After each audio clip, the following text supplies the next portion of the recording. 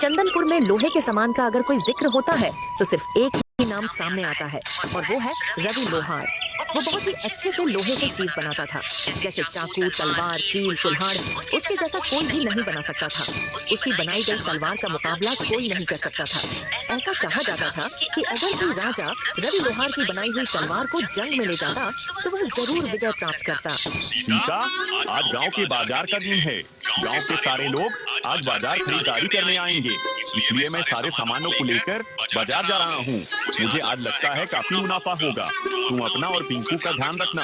पिंकू के बापू, घर में आप कुछ भी खाने का सामान नहीं है। अरे तुम चिंता मत करो सीता, मैं आज कुछ भी करके घर का सारा राशन ले आऊंगा। लेकिन कैसे?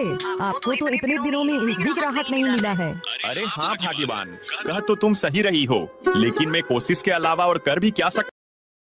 लोहारी का काम छोड़कर कोई दूसरा काम क्यों नहीं करते हो?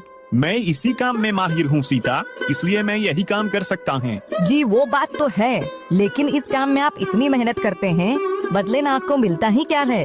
मेहनत कभी जाया नहीं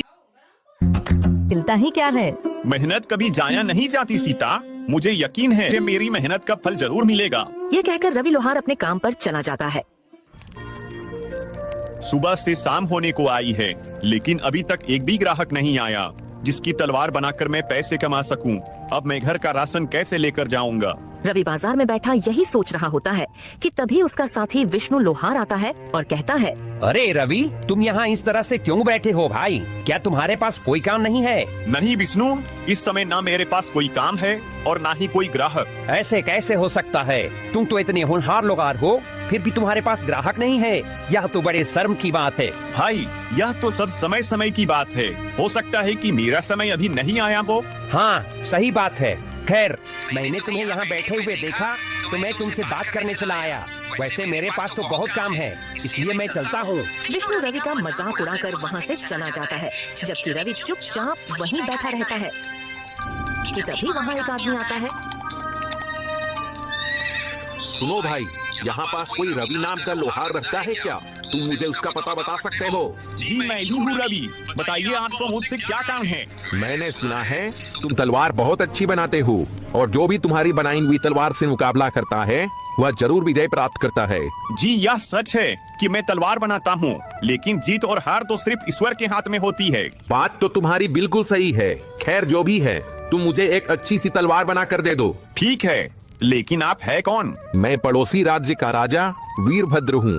लेकिन महाराज, मैं आपके लिए तलवार क्यों बनाऊं? मैं तो आपको जानता भी नहीं हूँ। दरअसल कुछ दिनों से मेरे कुछ दुश्मन मेरे राज्य के लोगों को बहुत परेशान कर रहे हैं। उन्होंने सबका जीना हराम कर दिया है, इसलिए मुझे उनसे मुकाबला करने के लिए तुम्हारी बनाई हुई तलवार चाहिए। ठीक है महाराज, अगर ऐसा है तो मैं बना दूंगा। रवि के यहाँ कहने पर राजा वीरभद्र उसकी तरफ एक पोटली बढ़ाते हैं जिसमें बहुत सारे सोने के सिक्के होते हैं। यह लो तुम्हारा मेहनताना, मैं कुछ दिनों बाद अपनी अमानत लेने आऊंगा। इसमें क्या है महाराज? इसमें कुछ सोने के सिक्के हैं, बाकी अगर तुम्हें कम लगते हैं तो मैं और बढ़ा देता हूँ। महाराज, मैंने तो अभी तलवार बनाना शुरू भी नहीं किया है, तो फिर आप पहले से मेरा मेहनताना क्यों दे रहे हो? इसे तुम रख लो, ये तुम्हारी मेहनत के हैं। राजा वीरभद्र यह कहकर वहाँ से चले जाते हैं। अब मैं अपनी पत्नी और पुत्र के लिए खाने पीने का खूब सारा सामान लेकर जाऊंगा। रवि अब सोने के सिक्कों को बेचकर ढेर सारा सामान खरीदता है और अपने घर चला जाता है। यह लो सीता, यह सब तुम दोनों के लिए है। अरे पिंकू के बापू, आप इतना सारा सामान ले आए? आपके पास इतना सारा सामान खरीदने के लिए पैसे कहाँ से आए? सीता के पूछने पर रवि उसे राजा के बारे में सब कुछ बताता है। यह तो बहुत अच्छी बात है, लेकिन आप महाराज की तलवार जल्दी बनाकर उन्हें दे देना, क्योंकि उन्होंने आप पर भरोसा किया है। आप उनका भरोसा टूटने मत देना। हाँ सीता, तुम बिल्कुल सही कह रही हो। अगली सुबह रवि अपने काम पर निकल जाता है और अपनी दुकान पर पहुंचकर सोचता है, महाराज की तलवार मुझे जल्द से जल्द बनानी होगी। रवि दिन रात मेहनत करके राजा के लिए एक बहुत अच्छी सी तलवार बना लेता है। मैंने इस तलवार को तो बना लिया है, लेकिन अब पता नहीं महाराज इसे लेने कब आएंगे। अभी रवि यह सोच ही रहा होता है कि तभी अचानक उसके पास किशोर नाम का एक ग्राहक आता है। क्या तुम लोहार रवि हो? हाँ, मैं ही रवि हूँ। मुझे तुमसे एक तलवार चाहिए। क्या तुम अभी मुझे कोई अच्छी सी तलवार दे सकते हो? माफ करना भाई, इस समय मेरे पास एक भी तलवार मौजूद नहीं है और नई तलवार बनाने में मुझे समय लगेगा। अगर आप इंतजार कर सकते हैं तो कर लीजिए, मैं आपको कुछ समय में तलवार बनाकर दे दूंगा। अभी रवि ग्राहक से यह कह ही रहा होता है कि तभी ग्राहक की नजर उस तलवार पर पड़ती है जो रवि ने राजा के लिए बनाई थी। रवि, तुम्हारे पास यह तलवार मौजूद तो है, या तुम मुझे दे दो, बदले में तुम इसके दोगुने पैसे ले लेना। नहीं भाई, यह तलवार मैं आपको नहीं दे सकता, यह किसी की अमानत है। भाई मैं कहता हूँ तुम इसकी जितनी चाहे उतनी रकम ले लेना, लेकिन यह तलवार मुझे दे दो। भाई, अगर आप मुझे इस तलवार के बदले खजाना भी देंगे तब भी मैं यह आपको नहीं दूंगा। ठीक है, रखो अपनी तलवार अपने पास, मुझे नहीं चाहिए, मैं जा रहा हूँ यहाँ से। किशोर ग्राहक गुस्से में वहाँ से चला जाता है। फिर कुछ दिन ऐसे ही गुजर जाते हैं, लेकिन राजा वीरभद्र अपनी तलवार लेने नहीं आते। लेकिन रवि के पास बहुत से ग्राहक आते जो रवि से वह तलवार मांगते, मगर रवि किसी को भी उसे नहीं देता। पता नहीं राजा वीरभद्र कब आएंगे, मैं आखिर कब तक उनकी अमानत संभाल कर रखूंगा। अभी रवि अपने मन में सोच ही रहा था कि तभी अचानक किशोर ग्राहक वहाँ फिर आता है। रवि भाई, इस तलवार को बनाए हुए तुम्हें कितना समय हो चुका है? इसका मालिक तो अब तक नहीं आया और मुझे नहीं लगता कि अब वो आएगा। लेकिन भाई, यह बात आप इतने यकीन से कैसे कह सकते हो? देखो रवि, अगर इस तलवार के मालिक को आना होता तो कब का आकर इसे ले जाता, लेकिन वह नहीं आया, इसलिए तुम इस तलवार को मुझे दे दो। कुछ भी हो जाए, मैं यह तलवार आपको नहीं दूंगा, आप यहाँ से जा सकते हैं। किशोर ग्राहक फिर से गुस्से में वहाँ से चला जाता है। मैंने बहुत कोशिश की सरदार, लेकिन मैं उससे वो तलवार हासिल नहीं कर सका। रवि के हाथों बनाई गई वो तलवार मेरे लिए बहुत जरूरी है, तभी मैं उससे पूरे राज्य में अपना खौफ पैदा करके अपना राज्य कायम कर सकूंगा। आखिर ऐसा क्या है सरदार उसके हाथ की बनाई हुई तलवार में? रवि के हाथों में एक अजीब तरह का जादू है।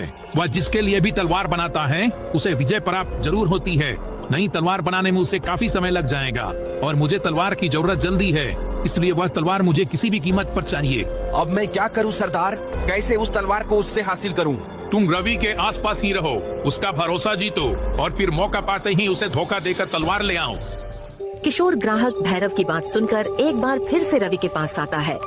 रवि, मुझे माफ कर दो, मैं वाकई गलत था, यह किसी और की अमानत है, इसलिए अब तुम मेरे लिए दूसरी तलवार बना दो। ठीक है, मगर इसके लिए मुझे थोड़ा समय लगेगा। ठीक है, मैं इंतजार कर लूंगा। किशोर ग्राहक के कहने पर रवि दूसरी तलवार बनाने के लिए तैयारी शुरू कर देता है। अच्छा है, यह बेवकूफ अपने काम में लगा हुआ है, मैं जल्दी से यह तलवार लेकर अपने मालिक को दे देता हूँ। फिर किशोर रवि को धोखा देकर चुपके से राजा की तलवार लेकर भाग जाता है और कुछ देर में रवि तलवार का नक्शा बनाकर कहता है, भाई यह देखो, तुम्हारी तलवार का नक्शा तैयार हो गया है। अरे अरे, वह आदमी कहाँ गया? कहाँ गया वह आदमी? अभी तो यहीं था। रवि किशोर को अपनी दुकान के आसपास तलाश करता है, लेकिन वह उसे कहीं नहीं मिलता। फिर वह अपनी दुकान पर वापस आता है, तभी उसकी नजर राजा की तलवार की जगह पर पड़ती है। हे भगवान, इसका मतलब वह ग्राहक नहीं, चोर था, मुझे धोखा देकर भाग गया। हे भगवान, अब मैं क्या करूं? क्या जवाब दूंगा राजा वीरभद्र को? मुझसे इतनी बड़ी गलती कैसे हो गई? इधर किशोर ग्राहक तलवार लेकर जंगल में भैरव के पास पहुंचता है। यह लीजिए सरदार, आपकी तलवार। अब मुझे राजा वीरभद्र से जीतने से कोई नहीं रोक सकता, कोई नहीं। अब मैं क्या करूं ऊपर वाले? उस चोर ने मुझे धोखा देकर महाराज की तलवार चोरी कर ली। अब मैं महाराज को क्या जवाब दूंगा? रवि यह सोच ही रहा होता है कि तभी पानी से कृष्ण गोपाल निकलते हैं।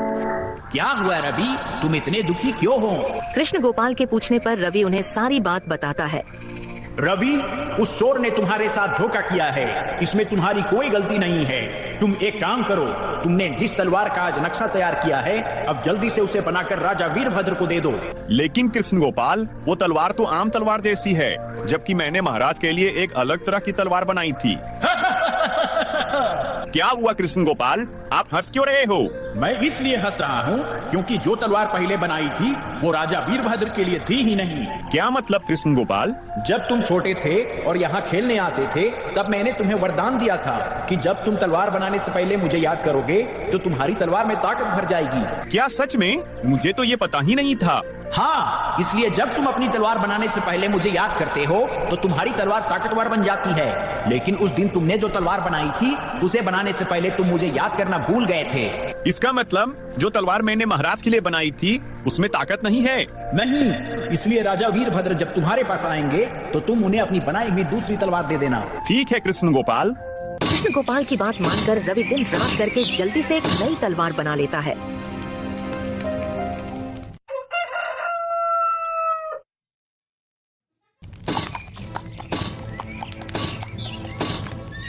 रवि, क्या मेरी तलवार बन गई है? जी महाराज, यह लीजिए आपकी तलवार। तुम्हारा बहुत बहुत धन्यवाद रवि।